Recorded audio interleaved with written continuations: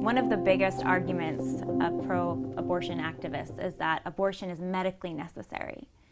What's your position on that? We hear all the time how abortion, including especially late-term abortion, is necessary to save women's lives. Nothing could be further from the truth. I spent 9 years working at a tertiary medical center. I mean, there are only certain hospitals in the country that are designated to take care of the really, really high-risk pregnancies.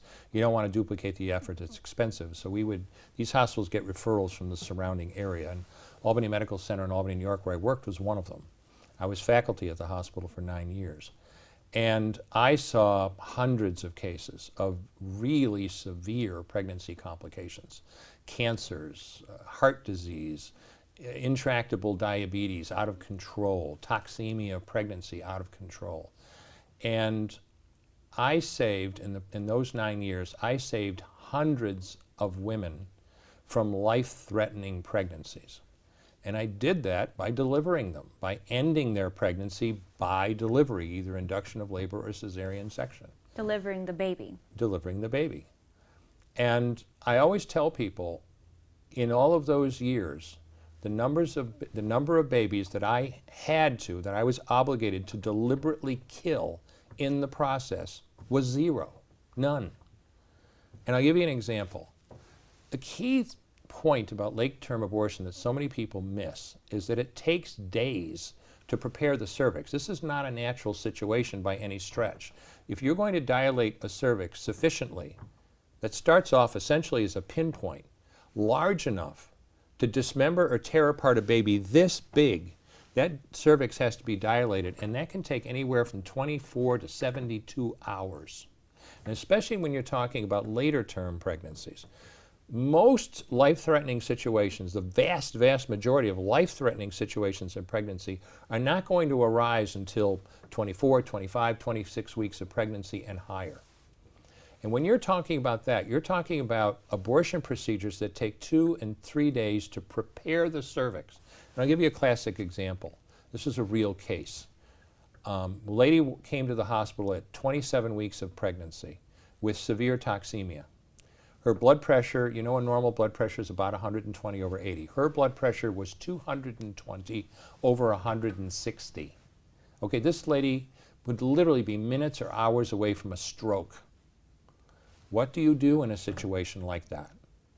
We stabilized her, brought her back, did a cesarean section, had her delivered within an hour of arriving at the hospital.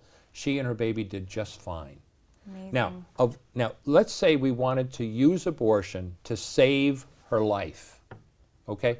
If with that kind of blood pressure and that kind of problem, if we waited 2 to 3 days to get her cervix prepared, she would never make it. She would have been dead. And that's a perfect example.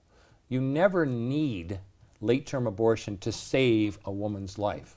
If necessary, you accomplish the delivery. Now, did every one of those children make it because they were preterm? No. But they all had a chance, and most of them did make it. What you're saying is so amazing, Dr. Levatino, because a lot of people never hear this. They assume when abortion is brought up that it's necessary to kill that child, sometimes to save the mother's life. But you're saying it may be necessary to deliver the baby, but you never have to purposely go and kill that child. That's exactly what I'm saying. So why is this such a huge argument for pro-abortion advocates to say it's necessary to kill to save the life of the mother? That argument I don't understand. In my experience over almost a decade, I never had to kill deliberately a single child to save a woman's life during pregnancy. There's a wider discussion, though. Politically, always listen very carefully to the words that are being used. You know, we need to pass law X, Y, and Z because it protects women's health. Bill Clinton, I will be happy to sign a ban on partial birth abortion so long as it includes an exception on women's health. Well, what do they mean? Now, I have a law degree, and every lawyer knows that every single word has meaning. And what Roe didn't do was define the word health. Doe versus Bolton did. It says that health, the term health, includes a woman's physical health. Okay, but it didn't say how badly impaired her physical health had to be for it to be a problem. It includes her mental health. Okay, but again, how bad does her mental health has to be? I suppose I can imagine, I never saw one, but I can imagine a case of if the woman's going to have a psychotic break because of her pregnancy, that certainly seems like a severe mental health problem. How about she's under tremendous stress? How about, I just don't think I can cope with this pregnancy? That's mental health too. It includes her economic health. Whoa, how much money do you have to be economically healthy? Not defined. And if that wasn't enough, it includes her social health. What in blazes does that mean?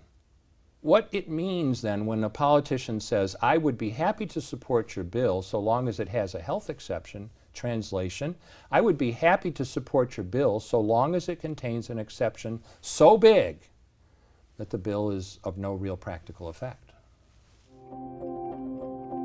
I can't understand why any woman would want to have a medical abortion, and I'll explain why.